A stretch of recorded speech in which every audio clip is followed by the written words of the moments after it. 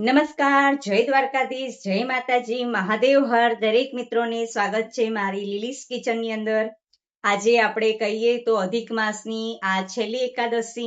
હવે અધિક માસને પરિપૂર્ણ થવાને ફક્ત 4 દિવસ રહ્યા છે અને એમાંય આજે મોટામાં મોટી એકાદશી. ઘણા બધા લોકોએ આજે આપણે કહીએ શાલિગ્રામ ભગવાનને, લક્ષ્મીનારાયણને, કનૈયાને તુલસીના પત્ર ચડાવ્યા હશે અને વિષ્ણુ સહસ્ત્રના પાઠ પણ કરેલા હશે. મેં પણ ચડાવેલા છે આજે મોટામાં મોટી કમલા એકાદશી. અને દાન પુણ્ય તમે જે આ અધિક માસમાં કરો એ અધિક ગણું ફળ ભગવાન તમને આપે છે આપણા કર્મની ઉપર. તો આપણે પણ આપણું કર્મને ભાતું સારી રીતે બાંધી દઈએ. સ્વસ્થ મસ્ત નિરોગી છે ત્યાં. તો આજે આપણે એકાદશી માટે ફરાળી વસ્તુ લઈને આવેલી છું અને એ વસ્તુનું નામ છે, સુંદર મજાની વસ્તુ આપણે બનાવવાના છીએ. ગરમીની મોસમ છે, નાના બાળકોને પણ પ્રિય, મોટાને પણ પ્રિય એવા છે દહીંવડા. તો આજે ફરાળી દહીંવડા બનાવવાના છીએ. એની માટે મેં 3 અહીંયા રતાળુ લઈ લીધા છે, જેને તમે શક્કરિયા પણ કહી શકો છો, અને 6 થી 7 નંગ મેં બટેટા લીધેલા છે. તો સૌથી પહેલા આપણે આ બંનેને સ્વચ્છ પાણીમાં ધોઈ અને સુંદર મજાની સીટી વગાડવાના છીએ. તો આવો આપણે આને ધોઈ કાઢીએ. સૌથી પહેલા આપણે રતાળુને ધોઈ કાઢશું સુંદર પાણીએ, જેથી માટી હોય એ બધી નીકળી જાય.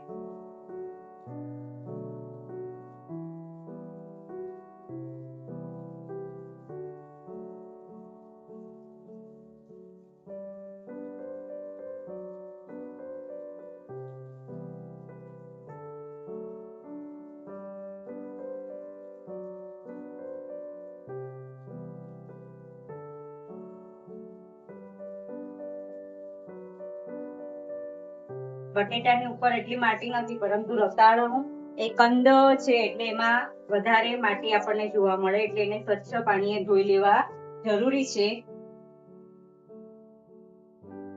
હવે આપણે કુકરમાં પાણી લઈ લીધેલું છે અને બટેટાને આવી રીતે 2 ફાડા કરી દીધેલા છે, એટલે જલ્દીથી બટેટા ચડી જાય. અને ફક્ત 3 જ સીટી વગાડવાની છે, નહીં તો એકદમ બહુ જ બફાઈ જશે.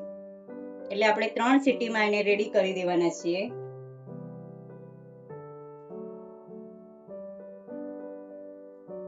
આ રીતે શક્કરિયાને પણ 2 ફાડા કરી દેવાના છે.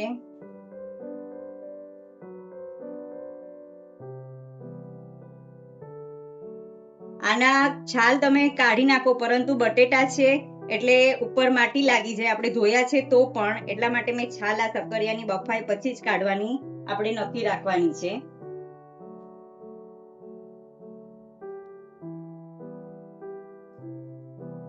શક્કરિયાને ઉપર રાખ્યા છે કારણ કે એ જલ્દી બફાઈ જાય છે, એટલા માટે.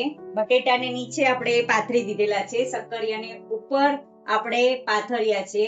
હવે આપણે તેજ એવું મીઠું એડ કરી દેવાનું છે. ફરાળી મીઠાનો મેં ઉપયોગ કરેલો છે, એટલે સિંધાણું મીઠું. એટલે સેજ એવું આપણે મીઠું એડ કરી દેવાનું છે, એટલે આની છાલ એવી ને એવી જ રહે. અને આપણે ઘણી વખત બાફીએ તો બટેટા પચકાઈ જાય છે, તો આ પચકાશે નહીં અને એવા ને એવા જ રહેશે. એટલે અહીંયા મેં કુકર ચડાવી દીધેલું છે. આની 3 સીટી વગાડશું. વધારેમાં વધારે તમને એમ લાગે તો 4 વગાડજો, પણ વધારે જરૂર નહીં પડે. હવે આપણે ગેસની ફ્લેમને ચાલુ કરી દઈશું. હવે 3 સીટી વગાડશું આપણે. અહીંયા તમે જોઈ શકો છો કે સેજ મીઠું નાખીએ અને 3 જ સીટી વગાડી છે. તમને એવું લાગે તો જ 4 વગાડજો. અને અહીંયા તમે જો એમને એમ જ છાલ રહી છે, જરા પણ આપણે એમ કહીએ ને કે નરમ પડી જાય છે અને અંદરથી બધા છોતરા સાથે પડ બહાર નીકળી જાય છે, તો એવું આ નહીં થાય. એટલે જ્યારે પણ તમે બટેટા, શક્કરિયા કે સુરણ બાફો ત્યારે થોડું મીઠું અંદર નાખી દેવાનું. તમે ચાલુ મીઠું વાપરતા હોય એ પણ તમે વાપરી શકો છો. તમે ફરાળી મીઠું વાપરતા હોય તો પણ એમાં 1 ચપટી આપણે એડ કરી દેવાનું છે. તો હવે આપણા કુકર ઠંડુ પડી ગયું છે.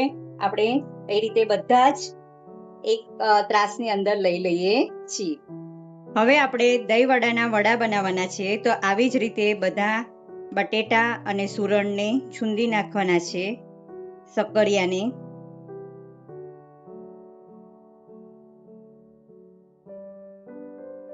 વડા બનાવવા માટે આપણે શક્કરિયા અને બટેટાને આવી રીતે છૂંદી દેવાના છે.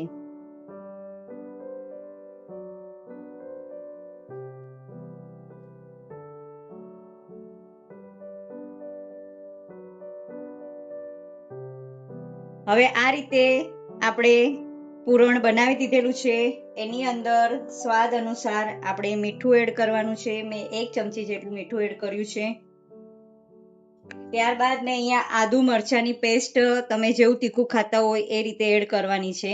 કારણ કે ફરાળી છે એટલે થોડા મોળા લાગે એટલા માટે મેં થોડા આદુ મરચાંની પેસ્ટ નાખી છે. અને એને આપણે કવર કરવા માટે થોડો રાજગરાનો લોટ 1 થી 2 ચમચી જેટલો નાખેલો છે.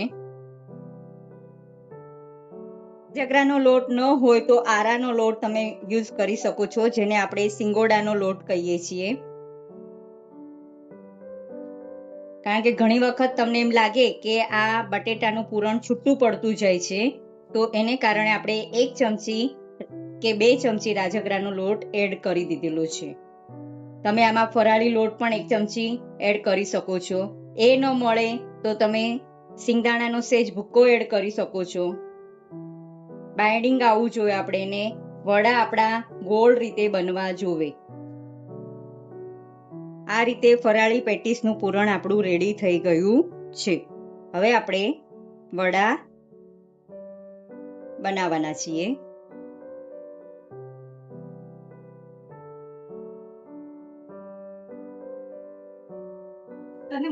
અહીંયા મારા બધા દહીંવડાના વડા તળાઈ રહ્યા છે.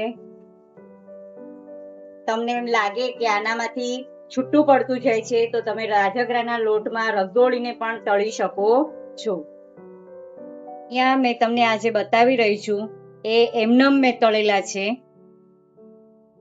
અને આ જે મેં તમને બતાવી રહી છું એ રાજગરાના લોટમાં સેજ આપણે આમ રગદોળી દેવાનું અને તળી નાખવાનું. એટલે કોઈકને એમ લાગે કે મારું આ પૂરણ છૂટું પડતું જાય છે તો તમે આ રીતે પણ કરી શકો છો. બંને રીત મેં તમને આમાં બતાવેલી છે. એટલે જરા પણ ટેન્શન લેવાનું નહીં, ડરવાનું નહીં કે પૂરણ છૂટું પડ્યું છે તો હવે હું શું કરું. તો એને રાજગરાનો લોટ વાટકીમાં લેવાનો અને એ જ આવી રીતે આમ રગદોળી અને તળી નાખવાનું છે. એટલે આ મેં તમને બતાવેલા છે રાજગરાના લોટમાં તળેલા અને અહીંયાના ભાગમાં બતાવેલા છે સાદા તળેલા.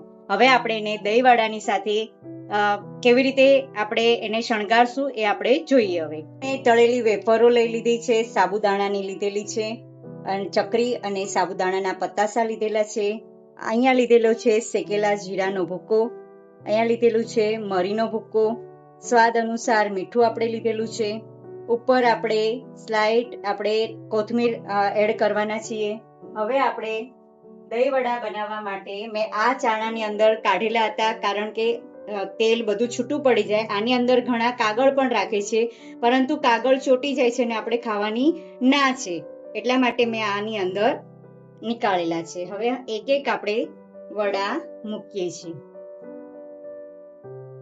એ દહીં અમૂલનું દહીં લીધેલું છે મેં, એકદમ મોળું. તમારે એની અંદર સાકર નાખીને પણ ખાવું હોય તો ખાઈ શકો, કારણ કે મેં આની અંદર શક્કરિયા રતાળુનો ઉપયોગ કરેલો છે, એટલા માટે અહીંયા મેં સાકરવાળું દહીં લીધેલું નથી. તમને દહીંવડામાં ગળું દહીં જોતું હોય એકદમ સાકરવાળું તો તમે તેનો ઉપયોગ કરી શકો છો. હવે મેં અહીંયા જીરાનો પાવડર એડ કરી દીધેલો છે. એની અંદર મરીનો પાવડર થોડો એડ કરવાના છીએ. સ્વાદ અનુસાર મીઠું એડ કરી દીધું છે. હવે આપણે ચટણીનો ઉપયોગ કરવાના છીએ. રેસીપી વધારે માહિતી જોતી હોય તો તમે મને DM કરી શકો છો. અહીંયા સાથે મેં આપણે દહીંની સાથે કેરીનો રસ ન ખવાય, પરંતુ જેને આ ચટણી અને વડા ખાવા હોય એની સાથે મેં અહીંયા કેરીનો રસ મૂકેલો છે. અને મારા વડા તમને બતાવું છું તો એકદમ પોચા અને રૂ જેવા વડા બન્યા છે.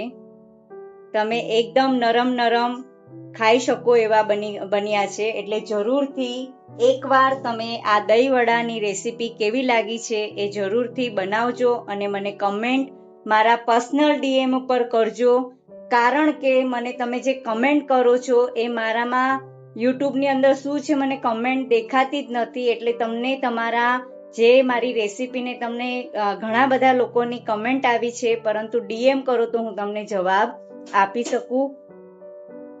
અહીંયા મારી દહીંવડાની રેસીપી રેડી થઈ ગઈ છે. તમે જરૂરથી બનાવજો. હવે આપણે દહીંવડાને ચાખીએ કે કેવા બન્યા છે. તમે વડાની ચટણી પણ ખાઈ શકો છો, અને સાથે સાથે આજુ અમે દહીંવડાને તોડ્યા છે અંદર.